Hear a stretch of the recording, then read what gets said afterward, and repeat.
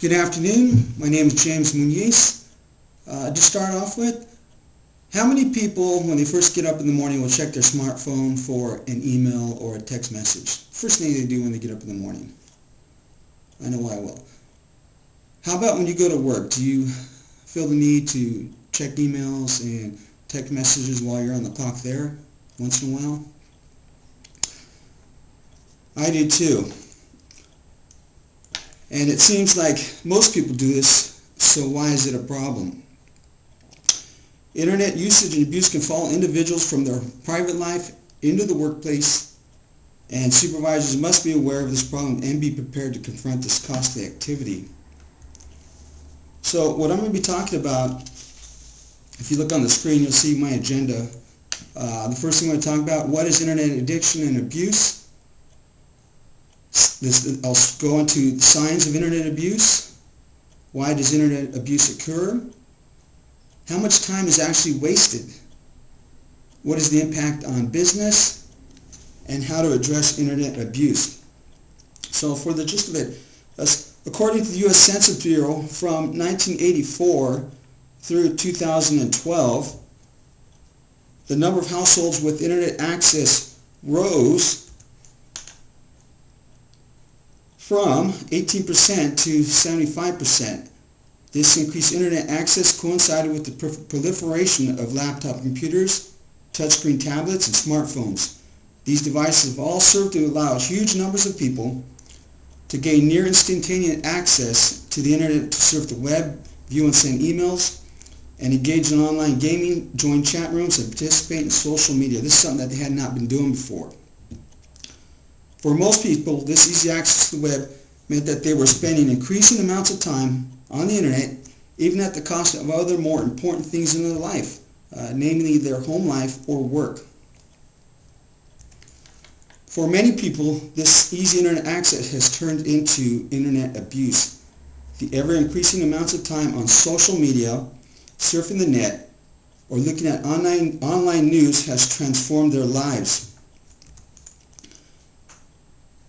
This internet abuse can begin to impact their personal and professional lives as they spend more and more time surfing the web. Still, other individuals will become so obsessed with the internet that they will compulsively use the internet even while at work, and their sole source of satisfaction comes from their time on the internet. So if you look at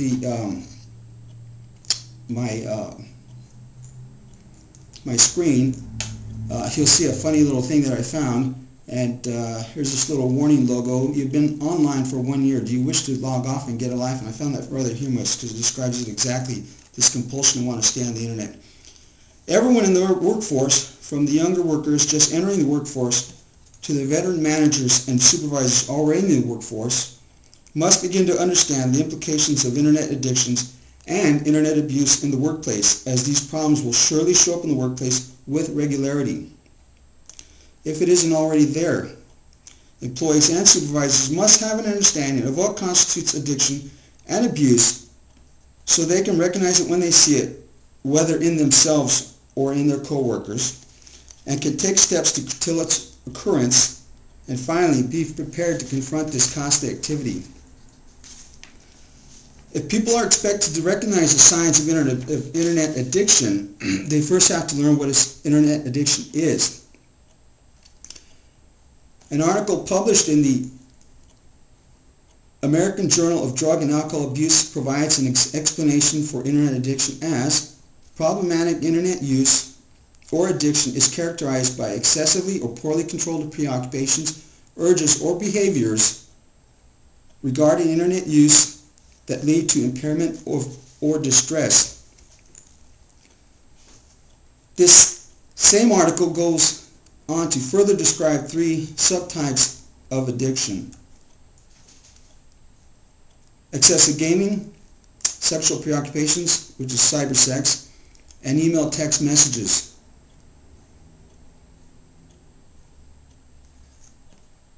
For the afflicted individual, the behavior crosses the line when the internet becomes their primary or sole source of satisfaction from other activities or other people.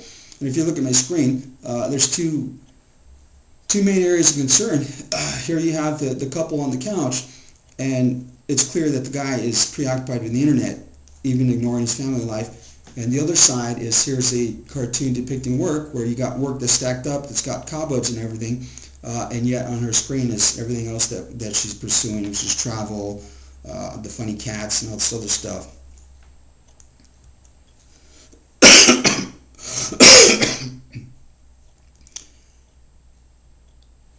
Individuals that are addicted to the internet, if their behavior examined, will display symptoms of internet abuse.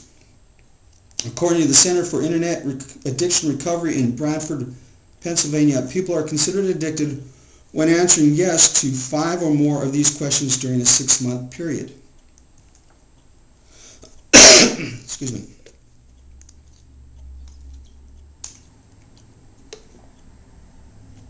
Do you feel preoccupied with the internet?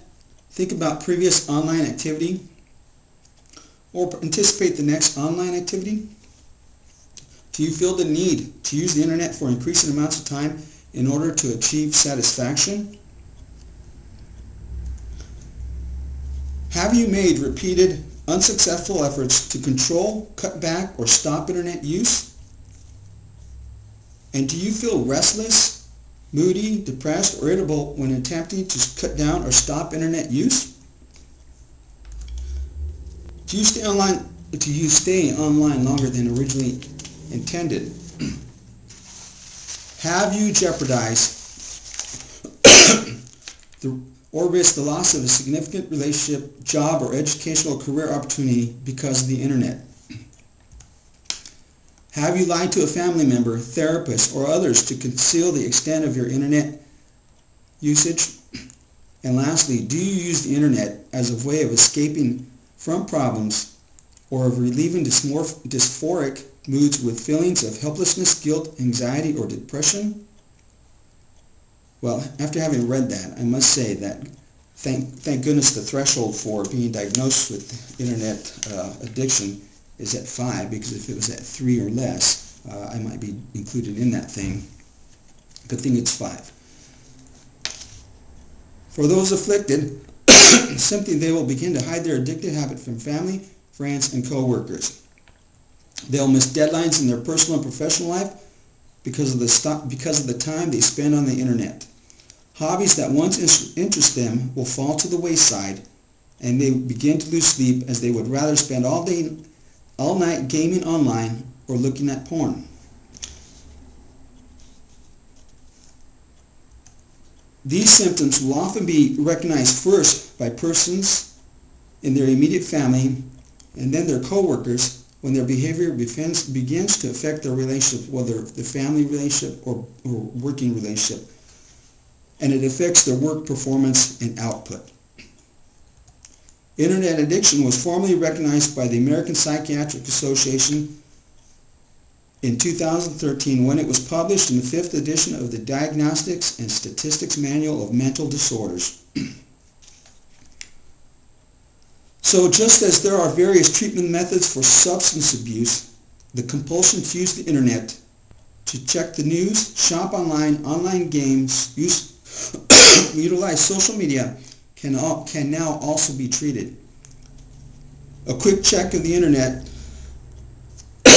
quickly reveals numerous returns for treatment facilities of internet addiction, including the previously mentioned Center for Internet Addiction Recovery in Bradford, Pennsylvania. To compound the problem of internet addiction even further, the Americans with Disabilities Act provides that employers cannot discriminate against an employee because of a disability. With the formal recognition by the American Psychiatric Association of internet addiction, it appears that internet addiction has some measure of protection for those that are afflicted.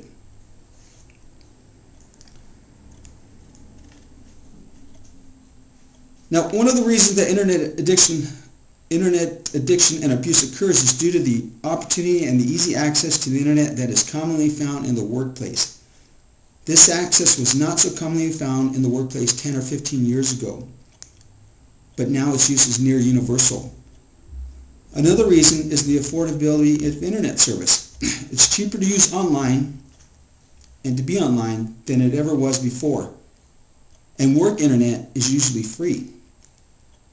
Then there's the anonymity of the internet, which allows users to privately engage in their behaviors of choice in the belief that they won't be caught by their family or their employer, or the chance of them being caught is minimal. Lastly is the factor of convenience. Whether the internet service is personal or at work, it provides an easy 24/7 access and way to engage in their acts. So, how much time does internet abuse take up? Maureen Sawyers, in an article written for the U.S. Bureau of Labor Statistics, noted that those who spend any time online for leisure usually spend about 100 minutes online per day, and that's nearly 1/3 of their leisure time. So to extrapolate from that data, we found that these users would spend 27 fewer minutes working, 12 minutes fewer sleeping, 7 minutes fewer taking care of the household, and 6 fewer minutes on educational activities. This means that all that time has to be made up somewhere. And I'm sorry I got behind on my slide right here. But if you look at the slide, it translates to the 27 fewer minutes sleeping and 6 fewer minutes on educational activities, all time lost. And you have to make it up somewhere else. So usually they're making up by cutting into their sleep time, they're cutting into their free time with their family, or they're cutting into their work time at work. For the employer, internet abuse brings with it serious implications. For starters, internet abuse in the form of viewing pornography at work is a huge liability for business. In a Nielsen survey, 25% of working adults admitted to viewing pornography at work. This is a huge number, and if steps are not taken to stop this activity by managers and human resource managers, then it can lead to sexual harassment complaints, create hostile work environments, and lead to liability for the business. This liability, in short, can cost the company money, lots of money. So who wastes the most time at work?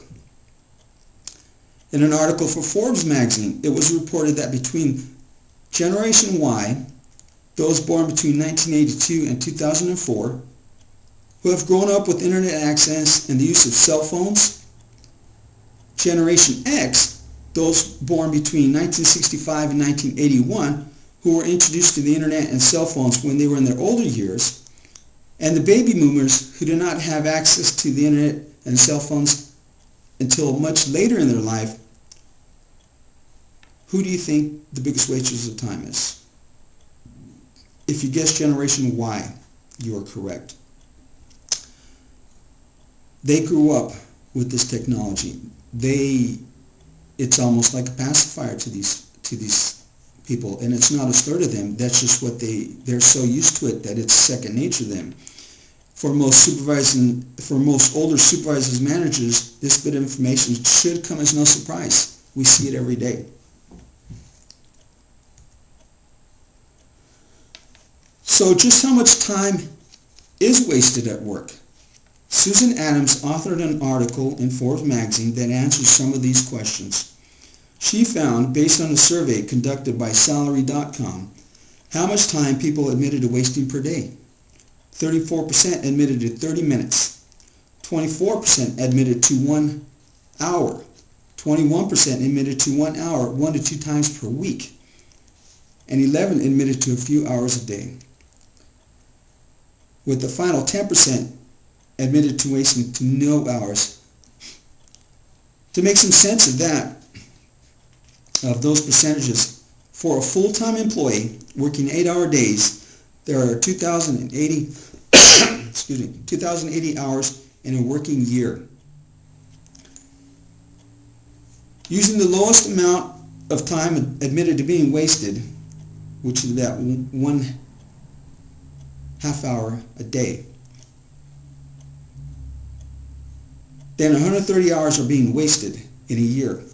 This amounts to just over 2 weeks of time. If the hourly rate is $20 an hour, that 130 hour translates into $2,600 paid out for non-work activity by the organization. This obviously is time that is costing the business money. This same Forbes article goes on to describe just what it is that people are wasting their time on, for those that are curious. News sites was 7%. None was 20%. Social media was 14%. Online shopping 12%. Entertainment and lifestyle 8%. Sports 3%. And travel 2%. So for those that are curious about what it is that they're searching on the internet while they're at their work, there's your answer. If we already know that employees are going on the internet, then the next step to consider is, why are they wasting time? According to another Salary.com survey, employees gave the following reasons for wasting time.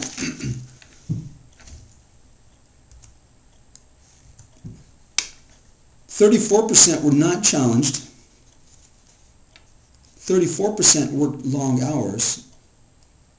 32% claimed they had no incentive to work harder. 23% were bored.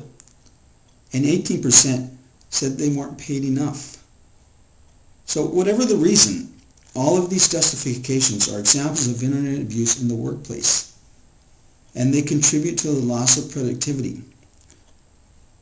Shouldn't the answers tell us that we should get to know our employees better so that we keep them motivated, challenged, and less bored, so they are less inclined to waste the company's valuable time and money?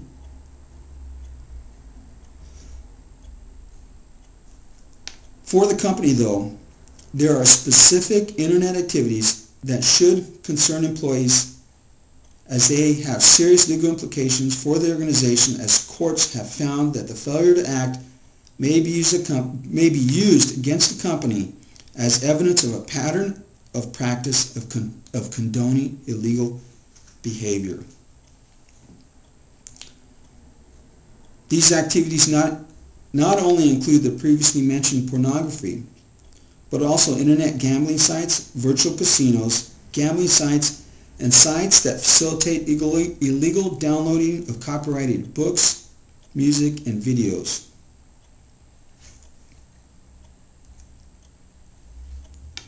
So, how do we go about fixing or addressing this problem? Kimberly Young, a PhD, writing an Informational Management Journal, provides some excellent recommendations for an organization in dealing with internet abuse. In this article, she stated that organizations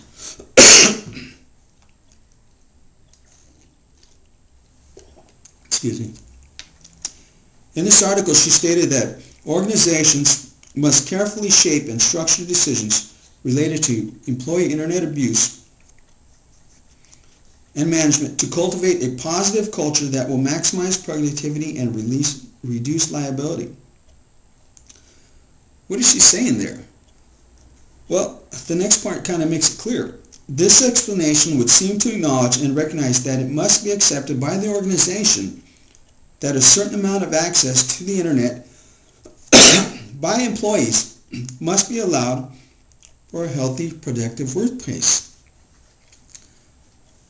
So is that saying that an organization should take into account the millennials in their being used to the access of the internet that they have, that they've grown up using?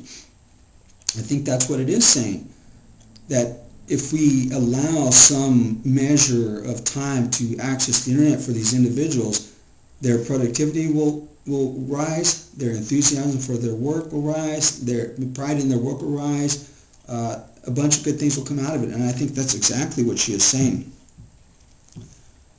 Dr. Young provides a model for managing employee internet access that can have a positive impact on the employee and the organization, maximize productivity, and reduce liability. First, prospective employees should be screened for internet tendencies. This can be accomplished by the use of a survey or interview to determine the potential for online abuse. Secondly, policies should be developed that delineate acceptable internet use in the workplace and providing training to management in early detection of employee internet abuse. Next, Dr. Young recommends including electronic monitoring of local area networks, website filtering that blocks inappropriate websites, and a system to track internet usage by employees. Excuse me. Finally, the organization concerned with internet abuse should adopt an internet abuse policy. This policy should include counseling to address the problems with the employees, written reprimands for violations, the institution of a fine or loss of pay if it's merited, and finally discharge from the organizations if everything you've tried beforehand, you've tried to give them counseling, you try to give them warnings, you give them a written reprimand, and they still finally do not get on board with fixing their problem, then ultimately you have to discharge them if needed. So, in conclusion, internet addiction and internet abuse show up with regularity in private life due to the proliferation and ease of access to the internet. For these same reasons, it is just as likely that it will show up in the workplace. If organizations are to minimize the tremendous liability that internet addiction and internet abuse brings to the organization, managers and supervisors must be familiar with the signs of each, understand the impact on the workplace, and be able to deal with the employee who is abusing the internet at work. Thank you.